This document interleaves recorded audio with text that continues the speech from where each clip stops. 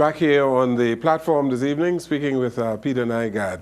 Mr. Nygard, when I saw your letter that you circulated to everybody concerned with legal actions at Clifton or Nygard or people involved with the environment, I thought it was an excellent idea. I thought it was a good thing to do. To, as I said at the top of the program, to bury the hatchet, so to speak, and to clean up all of these judicial reviews, drop these judicial reviews, and to move on. What kind of reaction did you get? A slap in the face.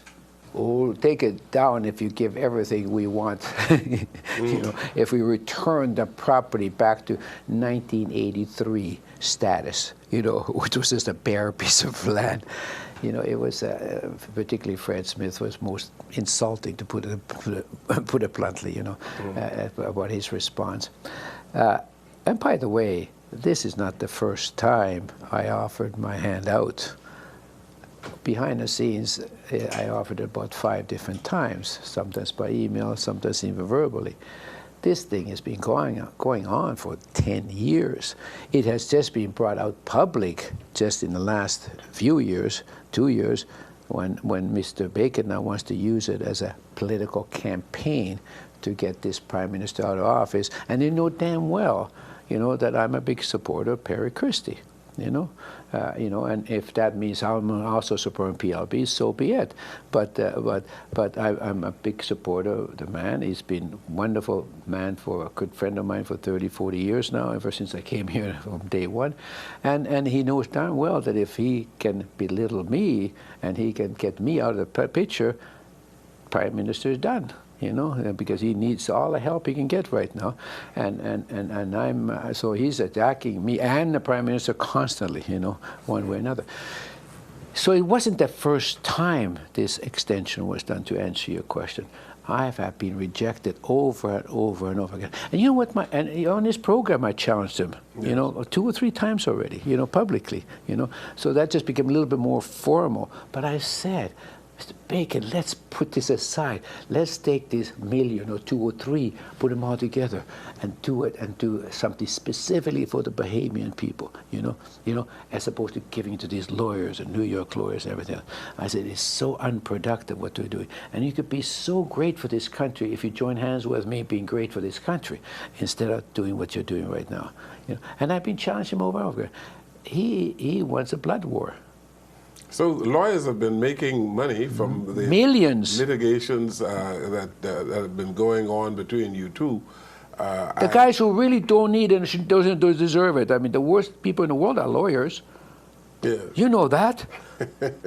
They're right there at the scum of the earth over there. You know, the lawyers used to be proud people, you know, with the white curls on, with the suits. My God, the lawyer society is they're down at the gutter. So you were disappointed that they did not see the wisdom in dropping these lawsuits and coming together to resolve the issues at Clifton. So I tried to do it nicely. I've been trying to do it quietly and nicely now for years and years and years and years. And I never wanted to get into a pissing contest with a skunk. That's what my daddy told me. Yeah. Hey, Peter, don't get into a pissing contest with a skunk. You know, because you're going to have to piss smellier than he does, or get out of the way. Yeah. So you feel that it's a personal attack, and does it have anything to do with jealousy of sorts for the kind of property that you've been able to develop? It does. It does. It has to do with jealousy. There's a certain amount of racism in him, for sure. You know, I mean, my liking, if not loving, for the Bahamian people, the African Bahamian people particularly, and his loving for the white southern where he comes from. His great grandfather was Roger Moore, you know, and we come from such different backgrounds. And when I first came in here, you know, I walked down the streets, almost every single Bahamian's been in Nygard Key. They said, "Oh, I was there 30 years ago." You know, I was shaking. You know, that kind of an welcoming for the ordinary Bahamian people is not desirable by that community, you know, or perhaps any other such community. And I didn't even realize. Perhaps I'm naive about that, you know, because I wouldn't even realize that. I says I didn't want to join the club. I'm not part of Life at Key technically, but I used the facility. And I want to be a good neighbor to them. But above all, I want to be a good neighbor to the Bahamian people themselves. You know? So you are considered a persona non grata? Yeah, I suppose. Yeah, I had a nice, peaceful coexistence and a great coexistence with the Life at Key community. Mm-hmm. Sean Connerys of this world, every celebrity who came into Life at Key, or even Bahamas, came to Niagara at Key. Every royalty, you know, all our royalties are there. You know, and I got a slew of pictures on that kind of. And people would have their wedding anniversaries there. They would have their weddings there. They would have their 50th anniversaries there. You know, this was the place to come to and the place to bring your friends to, and they were always welcome. I did not. It wasn't only I wasn't welcoming, you know, the black community, but also the white ones. Not only the rich ones, but also the poor ones. You know, I didn't discriminate against the rich. Mm-hmm. Tell me, Peter Nygaard, what is your expectation of the government of the Bahamas? I know that there have been judicial reviews that have started before our courts. But what is your expectation now of the government and the people of the Bahamas? I'm, let's going right back to 3 years, and the Prime Minister himself says, Peter, I know this dispute is between you, and it's been going on for now 5 or 6 years. Let me handle it. Leave it to me. I'm going to make peace between you two. I'm going to get this thing done. You know, and he sincerely thought that he could make a deal and broker a deal, you know, and put this away in his style, you know, in a way that he's pretty good at anyway, putting people together, and went along with that. I parallel the same way as he thought he had a deal with Bahamara, with the Sakis guy. You know, have all these deal, but what happened in the Sakis deal? They didn't end run on him. You know, pretended to do one thing and then did the other thing. Prime Minister don't like that. I don't blame him. Same thing with me. They didn't end run on him. Now he's admitting the fact that, you know, they got to me. They fooled me. They fooled me right now, and. So what he, well-meaning to attempt by him to resolve this issue and get to peace between us, you know, he failed in doing it. The trouble was now that here it is sitting 3 years later, and now it's becoming now Bacon's getting his own way, and it's become a political football now. And every day he waged in doing this now gets worse and worse and worse for him. Mm. So now he's got to get on with this thing.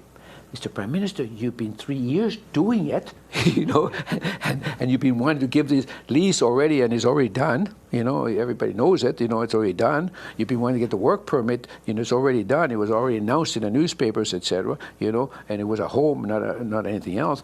And Brave Davis says it's a done deal, and his committee it was already done. But now you can't do it because Mr. Bacon, who thinks he runs this government, put an illegal injunction against him to prevent him from doing it. Now, what's the punchline here? Government and Mr. Perry Christie, that's got no business sitting there all these years, leaving an injunction that should have gotten rid of 2 weeks ago, 2 weeks after it was issued. These kind of ex-parte injunctions, you know. You know, an injunction is that they can just go to court and ask to put a stop on this until the other people are heard, you know, and then no one has an injunction in this world for 3 years. Nobody in the world has an injunction of this court in 3 years. It's making mockery of our whole judicial system. You know, what Mr. Bacon is right now. And not only he's got one, he's got two, all under false pretenses. One pretense I told you about, building that dock for the Bahamian people. The other one, you know what it is? Pretending that I'm going to build a stem cell clinic at Niagara at Key. And Tribune wrote this out. We immediately said, where'd you get this thing? You have to retract this. There's no such truth. They wouldn't retract it. They took that article to some of the Life at Key people and said, look what Mr. Nygaard's planning to do here. Do you want a stem cell clinic at Niagara at Key? If not, sign here and we're going to put an injunction against it. And they did. The application to build, never had one word of a stem cell clinic, always a home, etc. That apparently didn't matter at all, so it was a fake. Your property your house was burnt how long ago? 5 years ago. 5 years ago. And you wanted to rebuild? I wanted to rebuild it 5 years ago. 5 years ago. Yeah, under the other government, under the minister there was Earl DeVoe, Minister of Environment, and he just ignored it. Period. I mean, Earl ended up being a very rich guy, by the way. And so I wonder why.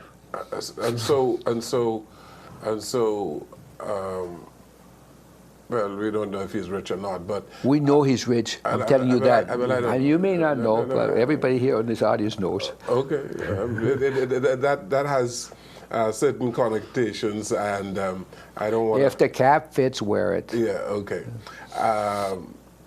The fact of the matter is that you weren't able to rebuild your house because the government says to you, in order for this permit to be issued, for you to rebuild, you have to do certain things. I had to follow all of the rules and regulations that's required to entitle us to build, like everybody else, which I did. We have to get a report, environmental report, as well as, that it doesn't do any damage to the environment report, which we did, Now, not only did I do it, and by the way, it cost me like $500,000 to get such a report. $500,000 you spent? Yeah, just to get the report to show that there was no environmental impact assessment. Yeah. And still you didn't get permission to build. And the report is absolutely good to go, and still didn't get it. It totally belittled any report that Bacon had got, which was a bit of fake. You know what their report was? As if Nygaard Key berm over there and sand was stopping from going all the way across 2 miles over there to Jaws Beach. There's no evidence whatsoever that any current whatsoever is going that way, ever. All of the current, it goes down along the shore shot, down there, and on both sides, So it was silly. If you hear their report, they said, well, I robbed Jaws Beach of sand. Nygaard Key did. When you send the letter out asking for people to come together and to resolve these issues, there are certain people who got the impression that you were capitulating, that you got tired, and that you had given up the fight.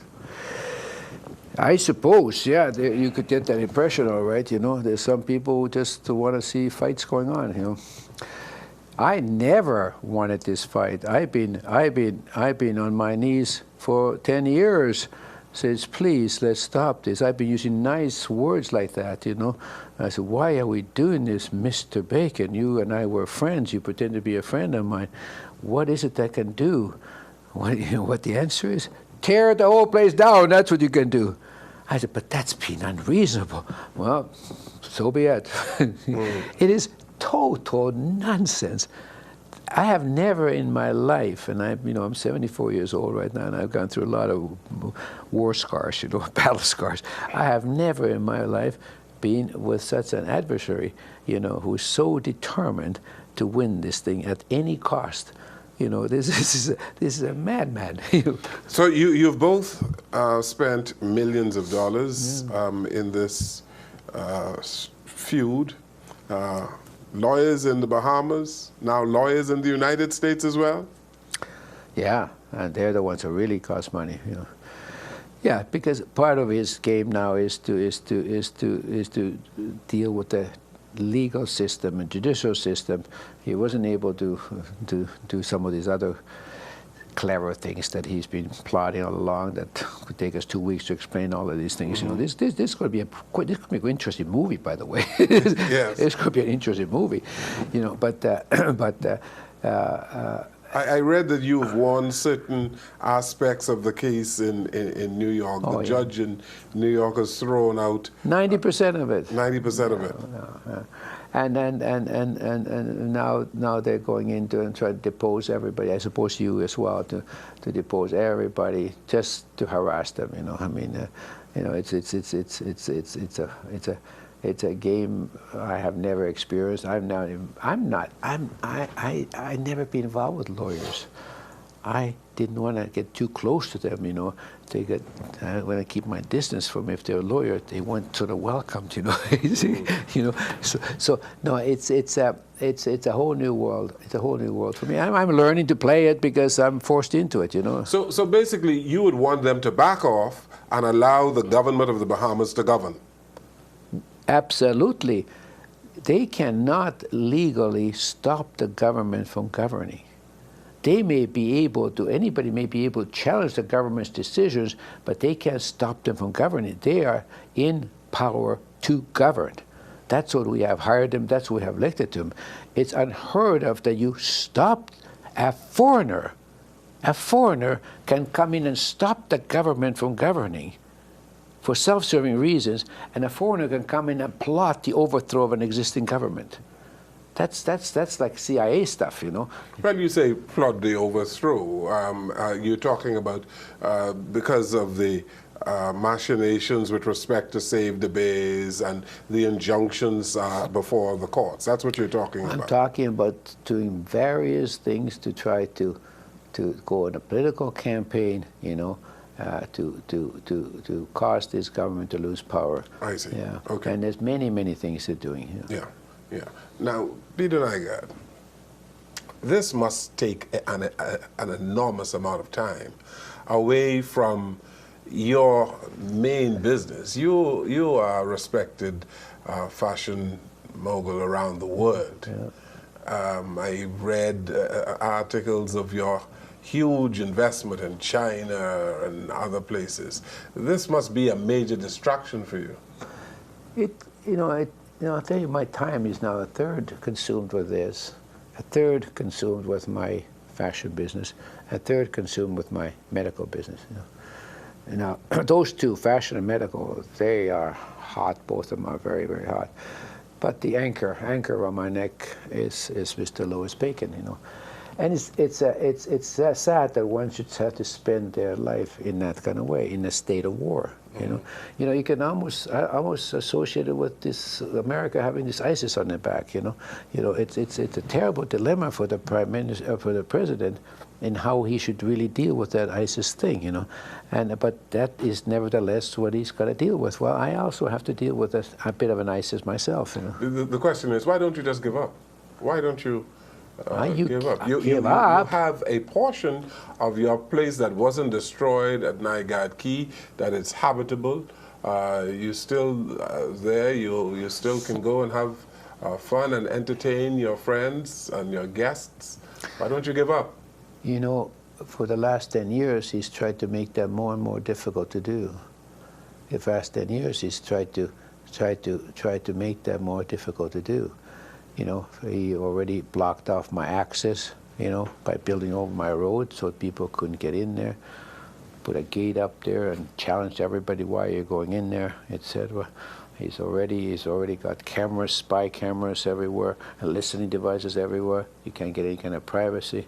He put up huge sound cannons, you know, the kind of cannons that can kill a person, 4 of them, you know, the size of that wall in there. And then he told the guy to turn them on whenever we played music on a Sunday afternoon party. He'd turn them on and it had a screeching sound, you know, screeching like total irritant. This is the kind of stuff that the army uses to get Noriega. He got taken out of his palace because they used these sound cannons, you know. Well, I'll be damned if Bacon puts them on the wall along the side over there. How he ever got them in is another mystery. They're totally illegal to do.